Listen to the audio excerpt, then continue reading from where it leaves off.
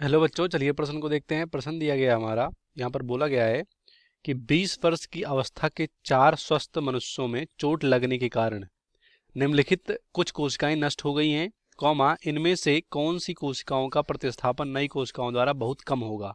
पहला ऑस्टियोसाइट्स, दूसरा त्वचा की माइलपीजियन परत, तीसरा यकृत कोशिकाएं, लास्ट में न्यूरॉन्स। तो यहाँ पर सबसे पहले इस प्रश्न का हम देख लेते हैं मुख्य अवधारणा क्या हो सकता है।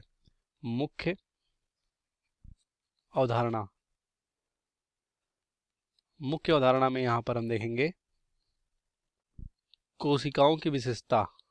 किसका? कोशिकाओं या कोशिका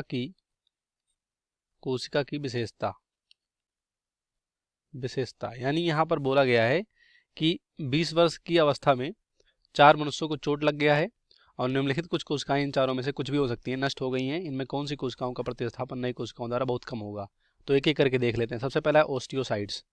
तो जो ओस्टियोसाइट्स होता है, ये हमारा जो अस्थि होता है ना, अस्थि अस्थि इनके यहाँ पर अस्थि में पाए जाने वाली कोशिका होती हैं। और यहाँ पर जो हमारा अस्थि में जो मैट्रिक्स होता है, इनके रख रखाव के लिए जिम्मेदार होते हैं। जो अस्थि में मैट्रिक्स होता है, मैट्रिक्स इनके रख रखाव के लिए जिम्मेदार होते हैं। तो यहाँ पर इनमें कोशिका विभाजन होता है। क्या होता है? कोशिका विभाजन होगा।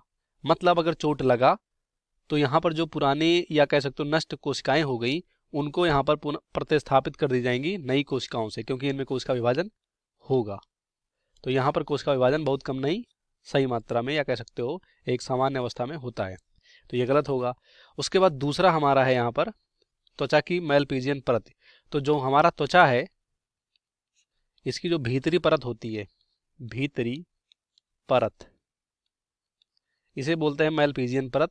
और यहाँ पर क्या होता है?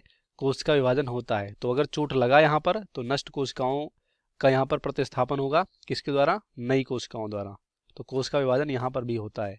तो ये भी हमारा गलत होगा। उसके बाद बात करें हम यहाँ पर, जो हमारा सी है, यकृत कोशिकाएं, जिसे हम यहाँ पर यकृत कोशिकाएं बोल सकते हैं, जैसे कुफर कोशिकाएं इनमें होती हैं। तो यकृत कोशिकाएं जो होती हैं यहाँ पर, यकृत कोशिका, इनमें भी अगर यहाँ पर एक्सीडेंट या कह सकते हो दुर्घटना हुआ तो जो कोशिकाएं नष्ट होंगी, तो यहाँ पर विभाजन द्वारा नई कोशिकाओं का निर्माण हो जाएगा। किसके द्वारा? विभाजन द्वारा। तो ये भी गलत होगा। और सबसे लास्ट में न्यूरॉन्स। न्यूरॉन्स यहाँ पर जिसे तंत्रिका क्या बोलते हैं? तंत्रिका कोशिका बोलते हैं। और न्यूरॉन्स में यहाँ पर जो हमारे सेंट्रियोल होते हैं, क्या होते हैं? सेंट्रियोल सेंट्रियोल नहीं पाए जाते हैं। अब सेंट्रियोल यहाँ पर नहीं पाए जाएंगे, तो सेंट्रियोल जब नहीं पाए जाएंगे तो क्या होगा? इनमें कोशिका विभाजन नहीं होगा। क्या नहीं होगा? कोशिका विभाजन नहीं होगा। तो जब भी यहाँ पर दुर्घटना होगी तो जो कोशिकाएं नष्ट हो जाएंगी, उनमें नष्ट कोशिकाओं को यहाँ पर फिर से प्रतिस्थापन करने की जो क्षमता होती है न्यूरॉन्स में नहीं होता, क्योंकि इनमें सेंट्रियोल कोशिकांग नहीं होते। क्योंकि यही होंगे तभी यहाँ पर कोशिका विभाजन संभव हो पाएगा। तो हम कह सकते हैं कि प्रतिस्थापित या प्रतिस्थापन नई कोशिकाएं बहुत कम होगा। तो इसको इस प्रश्न का राइट आंसर हमारा डी होगा। बाकी यहाँ पर सभी गलत हो जाएंगे। उम्मीद करते हैं आपको प्रश्न समझ में आया होगा। धन्यवाद।